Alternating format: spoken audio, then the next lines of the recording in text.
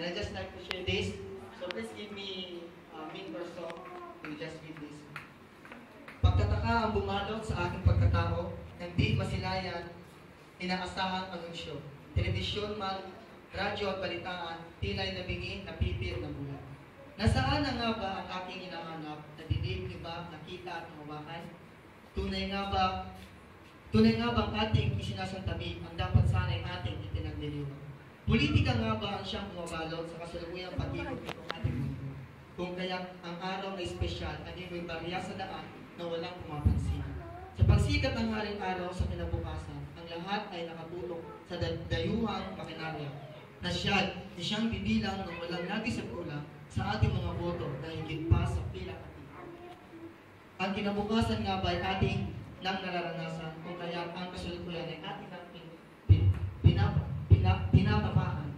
Sapat na nga bang dahilan ng ating sinasambit upang kalimutan niya rin pagpupugay na kay tamis. Batid ng lahat ang eleksyon sa kinabukasan, because election, the day after the Mother's Day. Ngunit batid ba natin ang halaga ng araw na ito? Ating sumandaling kalimutan pangako ng ating kandidato upang alalahanin si inay na pangako ay pinupad na. Ating sasambitin ang buong katotohanan na sa paglimbag ko ng tulang ito, ako ay malandamin. Pagkat aking inaalala ang aking inang ng ibang bayan upang masilip ang buhay sa kabila ng silangan. Aaminin ko sa inyo ang tuwang naranasan ng aking malaman si inay ng ibang bayan. Aking nasambit sa aking diwa na ang katahimikan nais ay aking maririnig. Walang bunganga sa umaga at bithamang magabiman, kay inang pamasahin ang kalayaan naging mailang. Kay saya ng sandali ng walang pintador sa tahanan, ngunit ang tamis ng kalayaan ay pakit kung malalasahan. Ang tenang sanay sa sermon nabasag ng katahimikan, ang nakasanayang gabi wala nang pumupuna. Ang kalayaang madalas kong naisip mula pagkabata pa, nakakasakal pala kung iyong tunay na maranasan. Ang oras at distansya sa aming pagitan ay nagsilbing ala sa aming buong pagkatao. Sa aking pag-iisip, kay inay, aking napatunayan. Nakangala niya ni inay, higit pa sa aking boto.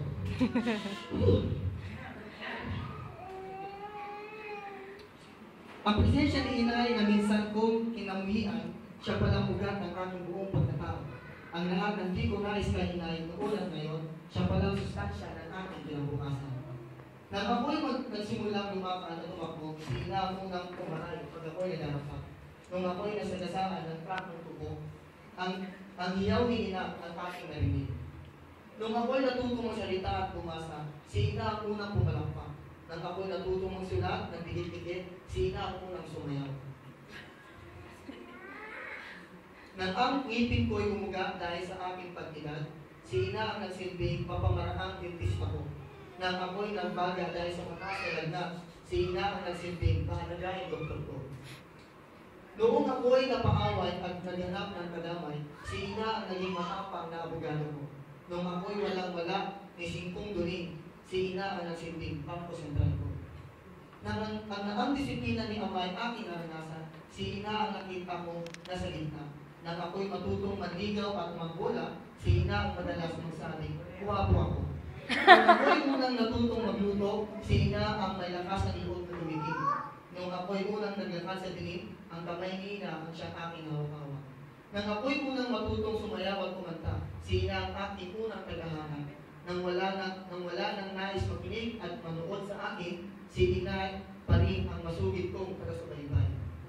Noong ako'y tumalikod kay ina dahil sa aking initiro, bukas pala ang muling pagtanggap sa aking ina.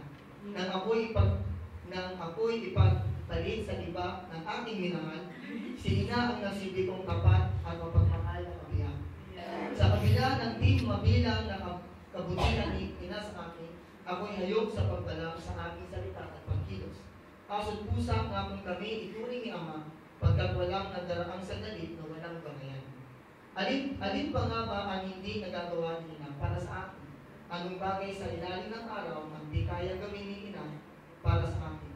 Tunay nga hindi siya ang tagapagligtas ng sanlibutan ito, ngunit kay rami ng beses na inalay niya ang kanyang buhay para sa akin. Masakit man sabihin na ako hindi tapat na anak, ngunit yaon ang buhay na katotohanan, hindi ko may tatango. Sa puso ko ay kalakip ang pagnanais na naway siya ay aking mahal. Kay tagal na panahon ang ibang ina ay aking ginalang. Kay tagal na panahon ang ibang ina ay aking ginalang. Kay tagal na panahon ang ibang ina ay aking pinagministeryahan. Ngunit sa aking sariling inay, peking anak ako may lutoy. Sa paglampat ko ng tulang ito, hindi ko naisip na kayo'y paiyakin sa aking kadramahan. Pagkat ang bawat titik at salitang inyong naririnig ay patunay lamang ng aming lubos na pagsisisi. Pagsisisi ng lubos sa mga sakit na naibulot ko mahina, paghingi ng tawad sa inyo sa di magandang muwara sa aspeto nito. Pagkatuto sa kamaliang nagbibigay ng maayang pag-asa na muling mabuo ang minsan namang nasira ng mapusok at mabugali. Marami na akong nasayang na oras, marami na akong pinalampas ng mga Day. Sa katunayan, isa sa mga iyon ay ang araw na ito. Ngunit gayon pa man, batid ng Diyos ang aking naisip sa inyong pagbati at pagyakap sa inyong ina sa araw na ito ay ang galing ng aking inggit. Sa salarawang masisilayan. Inusanang palagaan ang bawat sandali, magdaraan na kayo din may tulad sa aking kamalian. Sa pagbalik ni Ina galing sa ibang bansa, hindi pasalubong niya ang aking hanap at angkan, kundi ang kanyang bagay na katawan, nabugbog at pagkatrabaho dahil sa akin. Hindi ko man malampasan ang pagmamahal ng isang ina, sisikapin kong maging isang tapat, tahanap, yun hanggang wakas. Nang kahit papaano ay aking maipadama ang pagmamahal at hanggang kakaibagan na niya pinasang magmula sa akin. Ang kanyang ingay ay tuturing kong musika sa aking tenga. Ang kanyang pamumuna ay tuturing kong isang pagkatama. Ang kanyang pag-iigpit ay tuturing kong tunay na kalayaan. Ang kanyang lahat-lahat ay tuturing kong tunay na regalo. Sa mga ina, mapalad na nakaririnig ng tulang ito, salamat sa inyong pakikinig ng puso. Habang aking binabanggit ang bawat salita sa tulang ito, ay siyang aking imahinasyon na si inay na sa harapan ko lang.